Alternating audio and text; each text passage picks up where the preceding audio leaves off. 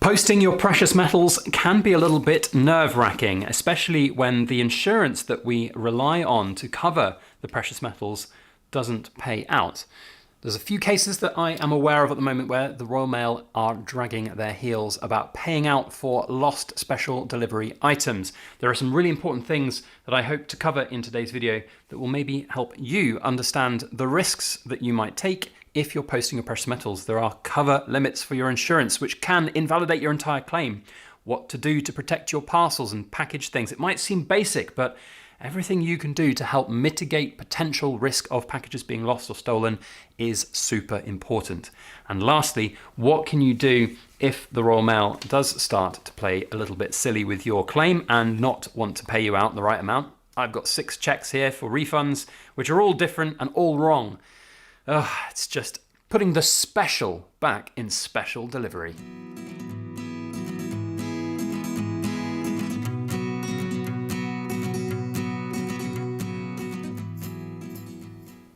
Hello everybody, Backyard Bullion here, and a very warm welcome to you all joining me for another Precious Metal Ramble, where we have down-to-earth discussions about all things precious and shiny. And I want to talk today about posting or shipping your precious metals.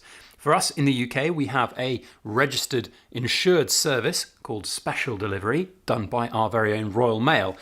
They do sometimes put the special back into special delivery because they're not perfect, but on the whole, it is a very good and reliable service. But there are issues with the service when it comes to shipping things that have quite a lot of value. And of course, with the price increases we've seen for silver and gold recently, those price-related issues should not be ignored because they can and potentially have completely invalidated claims if things go missing. And I know there are people who are currently going through claims processes for items that were lost.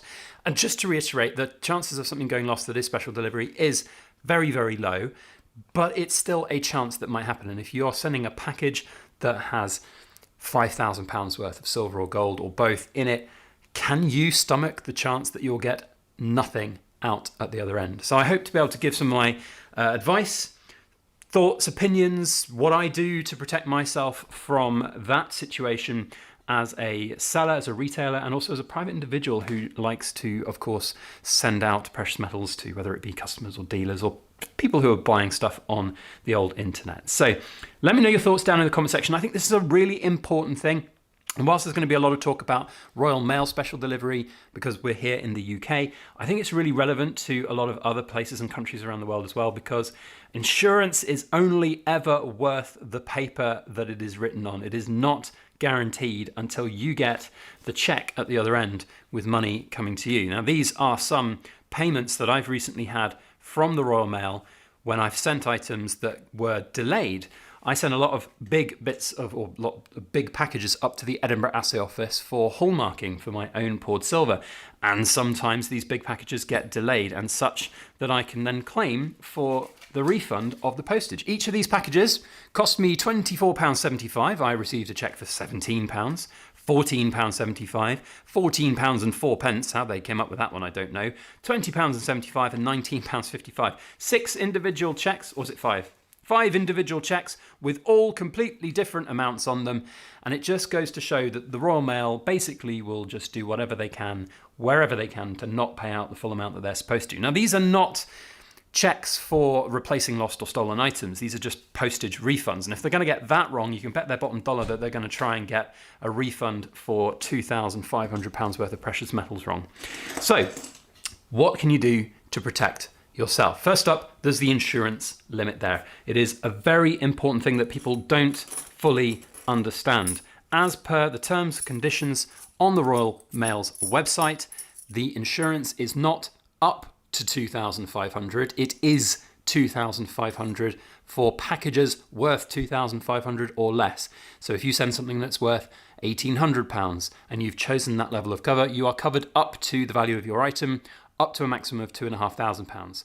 If you send a package that has more than £2,500 worth of value in it, your insurance is invalidated. That is very clearly set out within the Royal Mail's terms and conditions. And right now, with a sovereign being worth at spot price £850, that gives you a total of £2,550 for 3 sovereigns. So if you post 3 sovereigns and it goes missing and you try and make a claim for that, thinking, it's only 50 quid loss that I'll be out, that's not too bad, I don't mind that.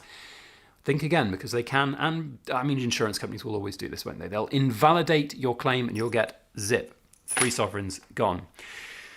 So how can you avoid that situation? Well, there's a few things that you can do. Of course, splitting up packages into different amounts. You can just put up to 2 sovereigns in a package, although it might actually be cheaper just to put 1 sovereign in a package and post that. If you've got a large gold coin though, there's no real way that you can split this up. You know, this coin here, stunning, beautiful coin that I bought ages ago. When I bought it, it was about £1,000. It's now worth £3,500. So how do I send this? How do I post this with full insurance? Well, you can buy third-party goods in transit insurance. There are various different companies that offer it for precious metals. There's a very good one called Couriers, I think it is. And that's one that you can insure up to £5,000, but it costs a lot of money to do that. It's like an extra £40 on top of the package, which as well is going to still have to be special delivery, and that's going to cost you 10, 11, 12, 13, 14, depending on how much insurance you actually put on it through Royal Mail as well. Yeah, I mean, it's expensive, it's crazy. How you package the items is also really important. If you have, so I was really annoyed, I didn't have a Jiffy bag because I just don't use them, because Jiffy bags are awful, they are just crap. If you just put a bunch of coins in an envelope and send them out like this, and somebody takes the package and jingle jangle away, you know, that is super easy to work out what's in it. All they need to do is just quickly do that with a quick knife. They've got a hole in the package, out come the coins, job done.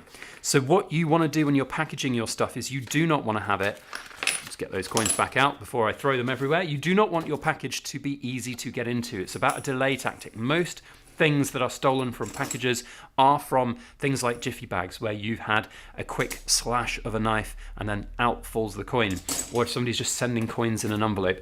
These are good, these hardback, do not bend envelopes, but make sure that when you're packaging something inside it, what I try to do is I cut some cardboard out. I mean, I'm not going to cut this box up because I'm going to use it in a minute, but I cut the box out to match that so it folds over. I put the coins in between there. I'll often wrap this within some bubble wrap as well, and then you're done, because there's no way in a quick knife slash they're going to get into that package and get the coins. But for my best recommendation is get a hard cardboard box. So these are just easy to make cardboard boxes. I've probably bought close to about 10,000 of these across 10 years. They're just super easy and quick to use.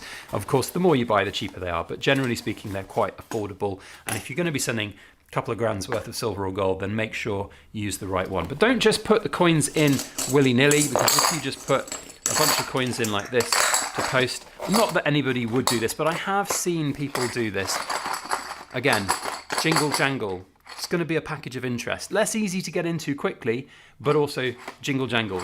So make sure when you are packaging your items internally to do it very sort of securely, and have, you know, if you're going to have loose coins like this, not that I would recommend you do this, I'd recommend you put them in little baggies or individually wrap them or tightly wrap them all. But you could do something like this. You could have a layer of 7 1-ounce coins, put some more of the bubble wrap on there, get a few more coins going on top of it, fold it over once again, and then the box will come down. And then once the box is there, you can see little bit of a jingle jangle there. If it jingle jangles, start again. Get some more bubble wrap. Bubble wrap I think is actually really good. We've all got spare bubble wrap and all got spare like paper. Brown paper is also a really good one. Use that from old Amazon packages, or Amazon packages that you've got coming in, or eBay purchases, or whatever you've got. Overpack it. The good thing with special delivery is it doesn't change the price on what you're paying for the special delivery, whether it's a large letter or whether it's a small parcel, so it don't matter. So once you've got it all packed up like that, great, no jingle jangles there at all. Don't post it like this though, because this is easy. You can just go like that and somebody can get the coins out of it. So don't just leave it up to that. Wrap it up. Now, for those that don't know, if you go to the post office, I realise now I need to wrap this up, and there we go, if we just do that for the moment. If you go to the post office, you can ask for a special delivery bag. They're free from the post office. It's like a little brown bag with actually a special delivery label on the front of it. You can wrap yours up in that. That's a really good secondary step. Personally, I like to wrap my packages up in brown paper because it then is just an extra layer that people can't get into. But I do it well. I securely package each package up so that you can't get into it easily. That is the trick here. You've got to make sure that it is not easy to get into. So that's what I do. And then we fold those over. I'm just doing this hastily on camera, but normally they're a lot neater and nicer. And then just a little bit of extra tape at the back to fold down the layers. Oh my God, that's probably the worst package I've ever done, but you know what I mean. There we go. For those who've ordered from me before, you'll recognize this. This is what my packages will tend to look like when they come through. I handwrite the labels on. I don't print labels out. I think handwritten labels look a little bit less like you're sending them from some big business where someone might go, oh, I'm just going to nick that package because it's just from a big corporate business. Definitely something to think about. So that's what I do. And this is, I often get sometimes a bit of criticism that my packages are hard to get into when they get to the other end, but that's the whole point. You're meant to make it difficult. Now, if you're shipping things like big silver bars, use a bigger box than the bar is. If you just wrap something like this, or if you put something like this in one of these envelopes, granted this has got a big hole in it, but this feels wrong. Like if somebody picks this up, they go, whoa, what's in there? That's something valuable or something of interest. If you put it in a big box and then have lots of individual wrapping inside, again, the size of the box doesn't change the cost of the postage, you'll be just fine. Now, if the worst happens and you need to make a claim, that is something very important to look at because first of all, you need to make sure that your value of the package is under the 2,500 and pay for the correct level of insurance. You can do 2,500, 1,000, or just the standard cover of 750. Have good records because insurance is only ever as good as its ability to pay out, and any insurance company is just going to wriggle and struggle out of paying you the money. So I've had to go through only 1 or 2 claims in my time, 1 claim for an international, 1 claim for a special delivery item, which I was about to get a check for, but then they found the item, so all good. But I had to provide evidence of what it cost me to acquire the items. Now for a personal private customer, this is what my understanding is of the terms and conditions. For a personal private customer, you are entitled to a reimbursement up to the value of the £2,500 to replace the item that was lost, as long as the item is not worth more than 2,500 and doesn't invalidate your claim. If you're a business, then you can only make a claim for what the item cost you. So be careful. If you are trading, understand that if you send a £2,000 coin out that £2,000 coin out that cost you £1,000 a year ago when you bought it because spot price is lower, if you're a trader, if you're a business, they can ask you just to replace like for like in terms of cash paid for the item, not to buy a new version of it, which I think is a little bit criminal, but that's just their T's and C's. They make it up as they go along. If you do have to make a claim with them, then you need to be on their case. You need to be getting in touch with them. You need to be sending them all of the information, the proof of purchase, the certificate of posting, all of these types of things. Don't let them get the better of you. There are a few cases right now that people are talking about where these claims are dragging out and the Royal Mail is dragging their feet. That's just what insurance companies do. I'm not going to call out, I am calling out the Royal Mail on it, but I'm not like shouting at them about it because that's just what they do. So make sure you're on the case. There are 2 great other resources. If the Royal Mail is not getting you anywhere and you're not getting anything from them, you can get in touch. You just Google this, the Postal Review Panel.